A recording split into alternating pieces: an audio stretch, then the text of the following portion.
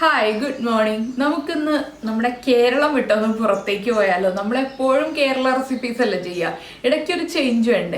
നമ്മുടെ ചപ്പാത്തിയുടെ ഒക്കെ കൂടെ കഴിക്കാൻ പറ്റിയ നല്ല ഈസി ആയിട്ടുള്ള ഒരു പനീർ റെസിപ്പിയാണ് നമ്മൾ ഇന്ന് ചെയ്യാൻ പോകുന്നത്. കടായി പനീർ. കടായി പനീർ എന്ന് കേൾക്കുമ്പോൾ വളരെ ബുദ്ധിമുട്ടുള്ള റെസിപ്പിയാണെന്നൊന്നും വിചാരിക്കേണ്ട, വളരെ സിമ്പിളാണ്.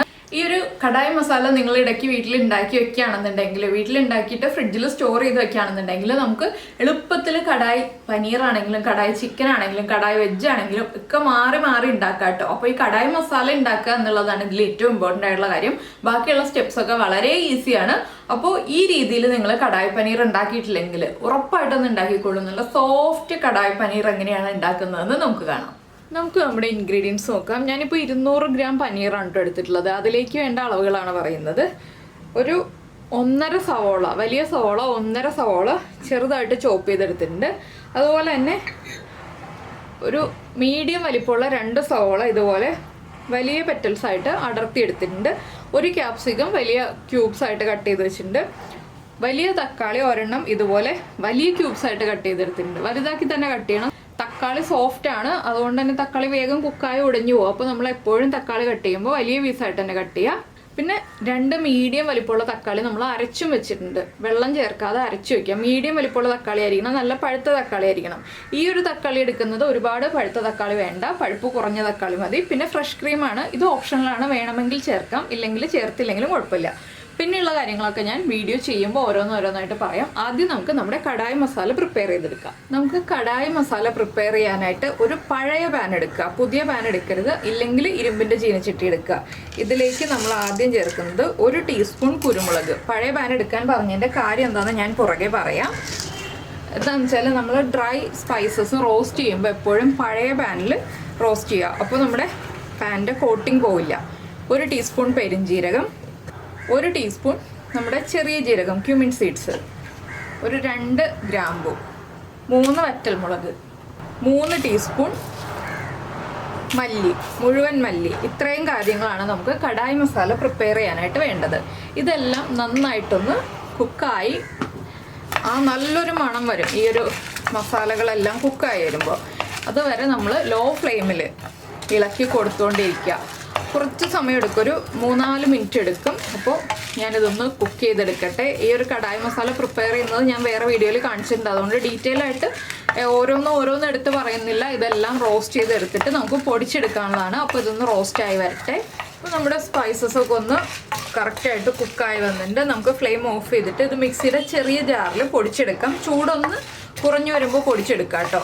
ഇനി നമുക്ക് വേറൊരു പാൻ വയ്ക്കണം. അതിനുശേഷം നമുക്ക് ബാക്കിയുള്ള കാര്യങ്ങളൊക്കെ ചെയ്യാം.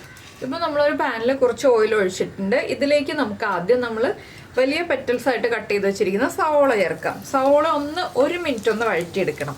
അപ്പോൾ സവോള വഴറ്റി കഴിഞ്ഞിട്ട് നമുക്ക് ഇതേ പാനിൽ തന്നെ വേറെ കാര്യങ്ങൾ ചെയ്യാനുണ്ട്. സവോള 1 മിനിറ്റിൽ കൂടുതൽ വഴറ്റേണ്ട ആവശ്യമില്ല. അതൊക്കെ നമുക്ക് വീണ്ടും കുക്കാവുന്ന കാര്യങ്ങളാണ്, അതുകൊണ്ടാണ് നമ്മൾ 1 മിനിറ്റ് വഴറ്റിയെടുക്കുന്നത്. നിങ്ങൾക്ക് പനീർ ഒന്ന് ഷാലോ ഫ്രൈ ചെയ്തിട്ട് എടുക്കാം, ഇല്ലെങ്കിൽ ഡയറക്റ്റ് ആഡ് ചെയ്യാം കേട്ടോ. ഷാലോ ഫ്രൈ ചെയ്തിട്ട് എടുക്കുകയാണെങ്കിൽ കൂടുതൽ ടേസ്റ്റ് ഉണ്ടാവും പനീർ കഴിക്കുമ്പോൾ. ഞാനപ്പോൾ ഷാലോ ഫ്രൈ ചെയ്തിട്ടാണ് എടുക്കുന്നത്. അപ്പോൾ നമ്മുടെ സവോള ഒന്ന് കുക്കായി തുടങ്ങിയിട്ടുണ്ട്. നമുക്ക് ഒരു പ്ലേറ്റിലേക്ക് മാറ്റിയിട്ട് അടുത്ത ഇൻഗ്രീഡിയൻറ്റ് ഇതേ പാനിൽ ഇതേ ഓയിലിൽ തന്നെ ഒന്ന് റോസ്റ്റ് ചെയ്തെടുക്കാം. ഇതേ പാനിലേക്ക് തന്നെ നമുക്ക് നമ്മുടെ ക്യാപ്സിക്കവും കൂടി ഇട്ടിട്ട് ക്യാപ്സിക്കവും 1 മിനിറ്റ് ഒന്ന് വഴറ്റിയെടുക്കാം. ക്യാപ്സിക്കം നമുക്ക് പല കളറിലെ ക്യാപ്സിക്കം ആഡ് ചെയ്യാം കേട്ടോ. അപ്പോൾ ഞാനിപ്പോൾ ഗ്രീൻ കളർ മാത്രമേ എടുത്തിട്ടുള്ളൂ, നിങ്ങൾക്ക് റെഡോ യെല്ലോയോ ഒക്കെ ആഡ് ചെയ്യാം. ഇപ്പോൾ നമ്മുടെ ക്യാപ്സിക്കവും നമ്മളൊന്ന് വഴറ്റിയെടുത്തിട്ടുണ്ട്. ഇനി ക്യാപ്സിക്കം മാറ്റിയിട്ട് ഇതേ പാനിൽ തന്നെ നമുക്ക് അടുത്ത കാര്യം ചേർക്കാം. അപ്പോൾ ഞാൻ വീണ്ടും അതേ പാൻ വെച്ചിട്ട് ഒരു 3-4 ഡ്രോപ്പ് ഓയിലും കൂടി ഒഴിച്ചിട്ടുണ്ട് കേട്ടോ. ഇതിലേക്ക് നമ്മൾ കട്ട് ചെയ്ത് വെച്ചിരിക്കുന്ന പനീർ വെച്ച് കൊടുക്കാം. പനീർ ജസ്റ്റ് ഒന്ന് ഫ്രൈ ആവാനേ പാടുള്ളൂ, ഒരുപാട് ഫ്രൈ ആവരുത്. ഫ്ലെയിം കുറച്ച് വെച്ചിട്ട് മാത്രം പനീർ ഫ്രൈ ചെയ്തെടുക്കുക. അപ്പോൾ ഞാനിപ്പോൾ പനീറെല്ലാം വെച്ച് കഴിഞ്ഞു. ഇതൊന്ന് കുക്കായി തുടങ്ങുമ്പോൾ തന്നെ നമ്മൾ അടുത്ത സൈഡിലേക്ക് തിരിച്ചിടുക. അടുത്ത സൈഡും കൂടി കുക്കായി കഴിയുമ്പോൾ നമുക്ക് അടുത്ത ബൗളിലേക്ക് പ്ലേറ്റിലേക്ക് മാറ്റി വയ്ക്കാം. ഇപ്പോൾ നമ്മുടെ പനീർ കണ്ടോ, ഈ ഒരു കളറാകുമ്പോൾ നമുക്ക് പനീർ പാനിൽ നിന്ന് മാറ്റാം. ഇനി വേറൊരു പാൻ വെച്ചിട്ട്, കുഴിവുള്ള പാൻ വെച്ചിട്ടാണ് നമുക്ക് ബാക്കിയുള്ള കാര്യങ്ങൾ ചെയ്യാനായിട്ട്. അപ്പോൾ കുറച്ച് കുഴിവുള്ള ഒരു പാൻ വയ്ക്കാം. അപ്പോൾ നമ്മളൊരു പാനിലേക്ക് ഓയിൽ ഒഴിച്ചിട്ട് ചൂടാക്കിയിട്ടുണ്ട്. ആദ്യം നമുക്കൊരു 1 ടീസ്പൂൺ ക്യൂമിൻ സീഡ്സ്, നമ്മുടെ ചെറിയ ജീരകം ചേർത്ത് കൊടുക്കാം. ജീരകം ഒന്ന് ചൂടായി തുടങ്ങുമ്പോൾ തന്നെ നമ്മൾ 2 വറ്റൽമുളകും അതുപോലെ തന്നെ 2 പച്ചമുളകും ചേർക്കുക. പച്ചമുളകൊന്ന് സ്പ്ലിറ്റ് ചെയ്തിട്ടുണ്ട് ഹാഫായിട്ട്. ഇതൊന്ന് ചൂടായി വരുമ്പോൾ നമ്മളിനി ചോപ്പ് ചെയ്ത് വെച്ചിരിക്കുന്ന സവോള ചേർക്കുക. സവോള ചേർത്ത് ഒന്ന് ഇളക്കിയിട്ട് നമുക്ക് ഉപ്പ് ചേർത്ത് കൊടുക്കാം. സവോളയ്ക്കും നമ്മുടെ ഗ്രേവിക്കും ആവശ്യമായ ഉപ്പ് ഇപ്പോൾ ചേർത്ത് കൊടുക്കാം. ഉപ്പ് ചേർത്തിട്ട് സവോള ഒന്ന് ഒരുവിധം 1/4 ഭാഗത്തോളം വഴറ്റിയെടുക്കുക.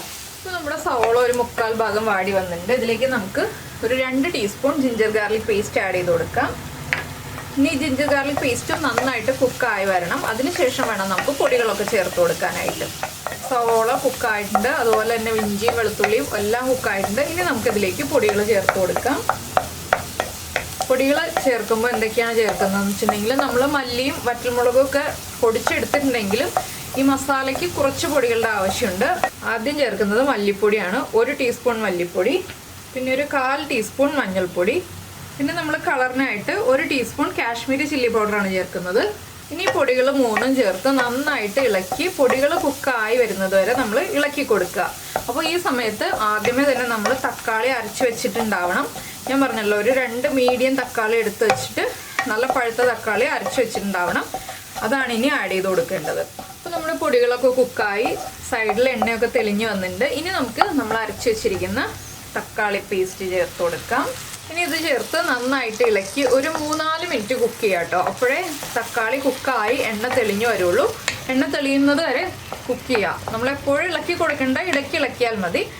ഇനി തക്കാളി കുക്കാവട്ടെ, അതുവരെ നമുക്ക് വെയിറ്റ് ചെയ്യാം. അപ്പോൾ നമ്മുടെ തക്കാളിയും കുക്കായി ഓയിലൊക്കെ തെളിഞ്ഞ് വന്നിട്ടുണ്ട്. ഇനി നമുക്ക് നമ്മൾ കുക്ക് ചെയ്ത് വെച്ചിരിക്കുന്ന പനീർ ചേർത്ത് കൊടുക്കാം. പനീർ ചേർത്ത് കൊടുത്തിട്ട് നന്നായിട്ടൊന്ന് ഇളക്കി മിക്സ് ചെയ്യുക.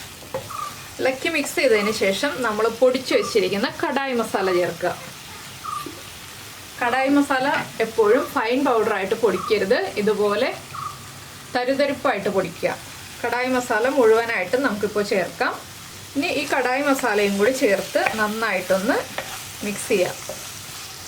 നിങ്ങൾക്ക് പനീർ ഡ്രൈ ആയിട്ട് മതിയെന്നുണ്ടെങ്കിൽ വെള്ളം ചേർക്കേണ്ട ആവശ്യമില്ല. ഞാൻ കുറച്ച് ഗ്രേവി ആയിട്ടാണ് ചെയ്യുന്നത്, ഒരുപാട് ഗ്രേവി ആയിട്ടല്ല, സെമി ഗ്രേവി ആയിട്ട്. ഇനി നമുക്കിതിലേക്ക് ചൂടുവെള്ളം ചേർത്തിട്ട് കുക്ക് ചെയ്യണം. അപ്പോഴാണ് പനീർ നല്ല സോഫ്റ്റ് ആവുക. പച്ചവെള്ളം ഒരിക്കലും ചേർക്കരുത്, ചൂടുവെള്ളം ചേർക്കുക. ഞാനിപ്പോൾ ഒരു കപ്പ് ചൂടുവെള്ളം റെഡിയാക്കി വെച്ചിട്ടുണ്ട്. ആ 1 കപ്പ് ചൂടുവെള്ളം ചേർത്ത് കൊടുക്കുകയാണ്. ഇനി പനീർ ഒന്ന് കുക്കായി വരട്ടെ. ഒരു 5 മിനിറ്റ് ഹൈ ഫ്ലെയിമിൽ വെച്ചിട്ട് നമുക്ക് കുക്ക് ചെയ്തെടുക്കാം. ആവശ്യത്തിന് ഉപ്പ് ചെക്ക് ചെയ്തിട്ട് ചേർത്ത് കൊടുക്കുക. അപ്പോൾ നമ്മുടെ ഗ്രേവി കുറച്ച് റെഡ്യൂസ് ആയിട്ടുണ്ട്. ഒരു പകുതി ഗ്രേവി റെഡ്യൂസ് ആയി കഴിയുമ്പോൾ നമ്മൾ ആദ്യം വഴറ്റി വെച്ചിരിക്കുന്ന നമ്മുടെ ക്യാപ്സിക്കവും സവോളയും ചേർത്ത് കൊടുക്കുക. പിന്നെ നമ്മൾ കട്ട് ചെയ്ത് വെച്ചിരുന്ന തക്കാളി ഉണ്ടല്ലോ വലിയ പീസായിട്ട്, ആ തക്കാളിയും ചേർത്ത് കൊടുക്കുക. ഇനി ഇതെല്ലാം ചേർന്ന് ഒന്ന് ഇളക്കി മിക്സ് ചെയ്തിട്ട് ഇതെല്ലാം കുക്കായി വരണം. ഓവർ കുക്കായി പോകരുത്. നന്നായിട്ടൊന്ന് മിക്സ് ചെയ്തതിന് ശേഷം വീണ്ടും ഹൈ ഫ്ലെയിമിൽ വെച്ച് കുക്ക് ചെയ്തെടുക്കുക. അപ്പോൾ ഉപ്പ് ചെക്ക് ചെയ്യുക. ഉപ്പ് ചെക്ക് ചെയ്തിട്ട് ഉപ്പ് കുറവാണെങ്കിൽ ആഡ് ചെയ്ത് കൊടുക്കണം കേട്ടോ. അപ്പോൾ ഈ ഗ്രേവി ഇനിയും വറ്റി കഴിയുമ്പോൾ നമുക്കിനി കാര്യങ്ങളൊക്കെ ചേർക്കാനുണ്ട്. അപ്പോൾ ഇതൊന്നുകൂടി ഒന്ന് കുക്കായി ഗ്രേവി ഒന്നുകൂടി കുറുകി വരട്ടെ. ഞാൻ ഉപ്പ് ചെക്ക് ചെയ്തപ്പോൾ ഉപ്പ് കുറവായിരുന്നു, കുറച്ച് ഉപ്പ് ചേർത്ത് കൊടുക്കുകയാണ്. അതുപോലെ തന്നെ നമ്മൾ ഇനി ചേർക്കുന്നത് നമ്മുടെ തക്കാളിയുടെ പുളിയും അതുപോലെ തന്നെ എരിവും എല്ലാം ഒന്ന് ബാലൻസ് ചെയ്യാനായിട്ട് ഒരു 2 പിഞ്ച് പഞ്ചസാര ചേർക്കുക. പിന്നെ നമ്മുടെ എല്ലാ നോർത്ത് ഇന്ത്യൻ റെസിപ്പീസിലും ചേർക്കുന്ന പോലെ തന്നെ നമ്മുടെ കസൂരി മെത്തിയും കൂടി ചേർത്ത് കൊടുക്കുക. അപ്പോൾ ഇനി ഈ ഗ്രേവി ഒന്ന് കുറുകി വരണം. അതിനുശേഷമാണ് നമ്മുടെ അടുത്ത ഇൻഗ്രീഡിയൻറ്റ് ഞാൻ പറഞ്ഞല്ലോ ഓപ്ഷനിലാണെന്നുള്ളത്, ഫ്രഷ് ക്രീം. അതും കൂടി ചേർക്കാനുണ്ട്. അപ്പോൾ ഇതെല്ലാം മിക്സായി ഒന്നുകൂടി കുറുകി വന്നതിന് ശേഷം വേണം ഫ്രഷ് ക്രീം ചേർക്കാനായിട്ട്. അപ്പോൾ നിങ്ങൾ ഫ്രഷ് ക്രീം ചേർക്കുന്നില്ല എന്നുണ്ടെങ്കിൽ ഈ ഗ്രേവി ഒരു 3 മിനിറ്റും കൂടി ഒന്ന് കുറുകി വരുമ്പോൾ ഫ്ലെയിം ഓഫ് ചെയ്യുക. അത്രയേ ഉള്ളൂ നമ്മുടെ കടായി പനീറിൻ്റെ പരിപാടി. അപ്പോൾ ഈ ഗ്രേവി നമ്മുടെ വെജിറ്റബിൾസിലേക്കും പനീറിലേക്കും നന്നായിട്ട് പൊതിഞ്ഞിരിക്കുന്ന പാകത്തിലായിരിക്കണം. അപ്പോൾ ഒരു 3 മിനിറ്റാണ് ഇനി കുക്ക് ചെയ്യേണ്ട ടൈം. ഇത്രയും ചേർത്ത് കഴിഞ്ഞിട്ട് ഇത്രയും മതി എന്നുണ്ടെങ്കിൽ നിങ്ങൾക്ക് ആ ഒരു സ്റ്റേജ് എത്തുമ്പോൾ ഓഫ് ചെയ്യാം. അപ്പോൾ ഈ ഒരു വീഡിയോ ഇഷ്ടമായി എന്നുണ്ടെങ്കിൽ എല്ലാവരും ഒന്ന് ലൈക്ക് ചെയ്യാനും ഷെയർ ചെയ്യാനും കമൻറ്റ് ചെയ്യാനും ഒന്നും മറന്നു പോകരുത്. നിങ്ങൾക്ക് ഈ ഒരു റെസിപ്പി ഇഷ്ടമായോ എങ്ങനെയുണ്ടെന്നുള്ളത്. ഇപ്പോൾ കണ്ടോ, ഇതാണ് നമ്മുടെ കറക്റ്റ് കടായി പനീറിൻ്റെ കൺസിസ്റ്റൻസി. അപ്പോൾ നമുക്ക് ലാസ്റ്റ് കുറച്ച് മല്ലിയിലയും കൂടി വിതറിയിട്ട് സെർവ് ചെയ്യാവുന്നതേ ഉള്ളൂ. അപ്പോൾ ഞാൻ ഇതിലേക്ക് ഫ്രഷ് ക്രീം ചേർക്കുന്നുണ്ട്. ഒരു 2 ടേബിൾ സ്പൂണോളം ഫ്രഷ് ക്രീം നമുക്ക് ചേർത്ത് കൊടുക്കാം. ഇനി നമുക്കിതൊന്ന് ഇളക്കി മിക്സ് ചെയ്തതിന് ശേഷം കുറച്ച് മല്ലിയിലയും കൂടി ചേർത്തിട്ട് സെർവ് ചെയ്യാം. അപ്പോൾ എല്ലാവർക്കും ഈ റെസിപ്പി ഇഷ്ടമായെങ്കിൽ നമ്മുടെ ചാനലൊന്ന് സബ്സ്ക്രൈബ് ചെയ്ത് സപ്പോർട്ട് ചെയ്യണേ. നമുക്ക് നമ്മുടെ അടുത്തൊരു റെസിപ്പിയുമായിട്ട് അടുത്ത ദിവസം വീണ്ടും കാണാം.